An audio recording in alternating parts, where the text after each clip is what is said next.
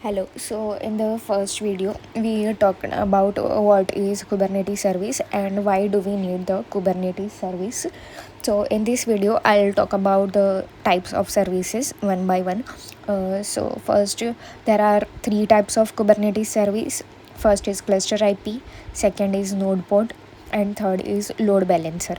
So we can check first the cluster IP service. So what is cluster IP service? So cluster IP creates a stable internal IP, a DNS name, a load balancing between pods and only accessible inside the cluster. That is also a major thing.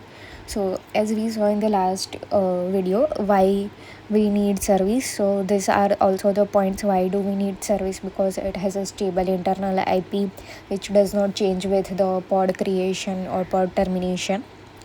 So and load balancing is also one of them, so we don't have to put fixed IP for choosing the pod.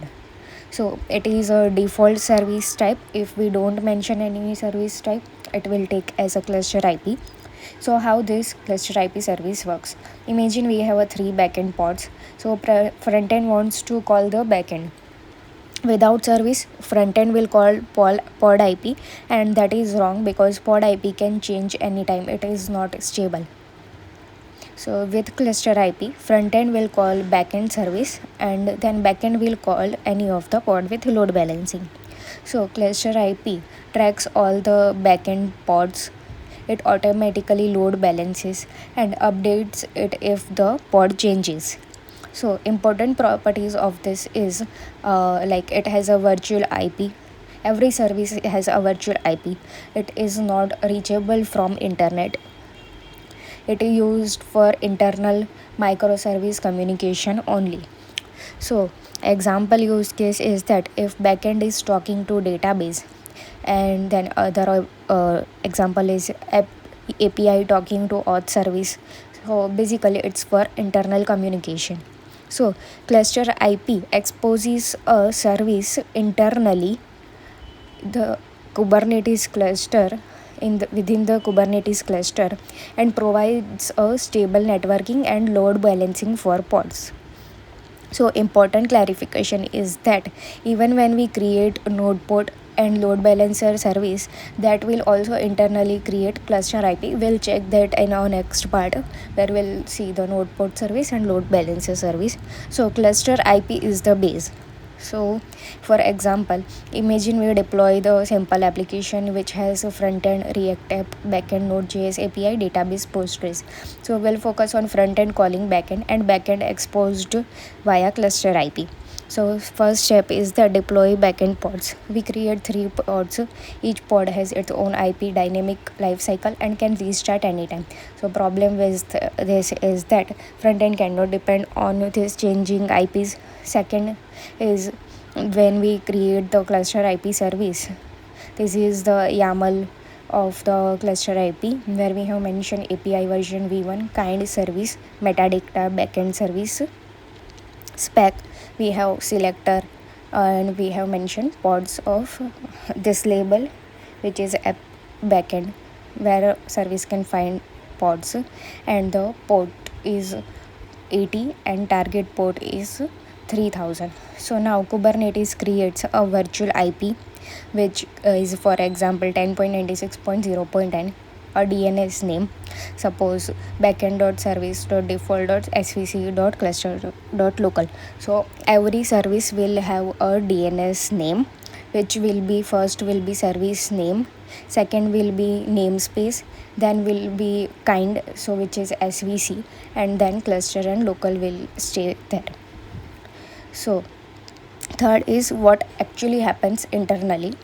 So front end pod is calling DNS. It calls front end pod only knows the backend service name, so it resolves a DNS of the backend service, which is this, and then it gets the IP address of service from this. So kube proxy intercepts this request and selects one of the backend pods. The service finds the backend pods from the selector of the this. So these pods should have label app backend. And the target port here is the container pod which pod is using, and 80 is the port of the service through which service communicates. It accepts the traffic. So proxy intercepts the request and selects one of the backend pod and routes the traffic to pod any of the pod. Okay, so that is clear. So let's talk about what makes it work. So first is DNS, which is core DNS. So front end calls only the backend service, and then DNS resolves the IP address of the service. Second is proxy. So proxy runs on every node, creates IP tables, IPv rules, and maps service IP to real pod IPs. And what it does it in the round robin load balancing way and updates when pod changes. Third is endpoint object. Kubernetes automatically creates the endpoints. These are the pod endpoints. So when pod dies, the endpoint is removed. When the pod is added, the endpoint is added, and service stays stable. So basically, cluster IP is not a real physical IP, it is a virtual IP managed by kubeproxy. It only works inside the cluster network, which is internal. So, to summarize, a cluster IP service is a stable virtual IP inside the cluster. DNS resolves the service name to this IP.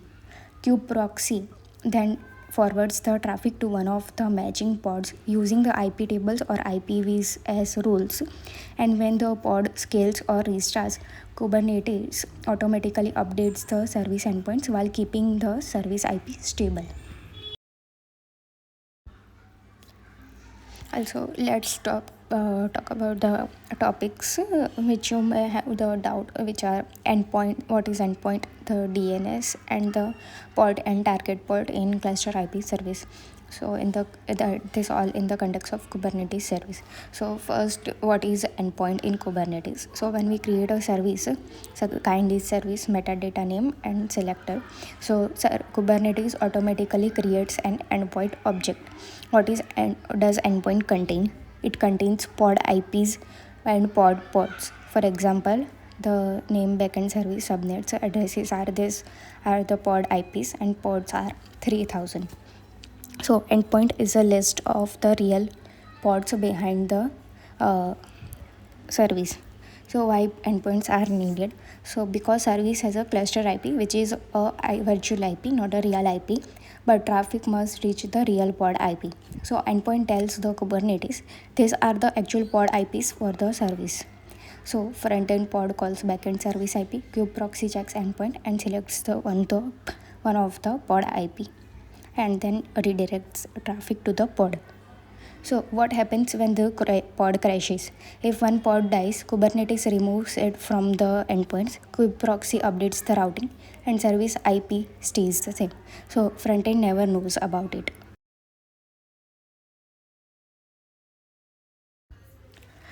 So let's talk about the second part topic, which is DNS. So Kubernetes has a DNS server called core DNS.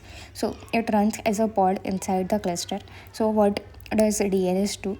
It converts the backend service into the cluster IP. So apps don't need to know the IP. So when front end is called, the DNS core DNS is called and it returns the cluster IP. Then it goes to kubeproxy, reads endpoints, selects the pods, and the pod is reached. So assume your backend app runs inside the container, listens on port 3000. So deployment will have container port as a 3000 and the service will have the backend ports. So now, what is pod? So, pod is the exposed by the service cluster IP. So, other pods call this only the route backend service and they call it on 80 port number, which is mentioned in service. So, this is a port is exposed by the service. So, cluster IP 80 is called. And second is what is the target port in the YAML of service.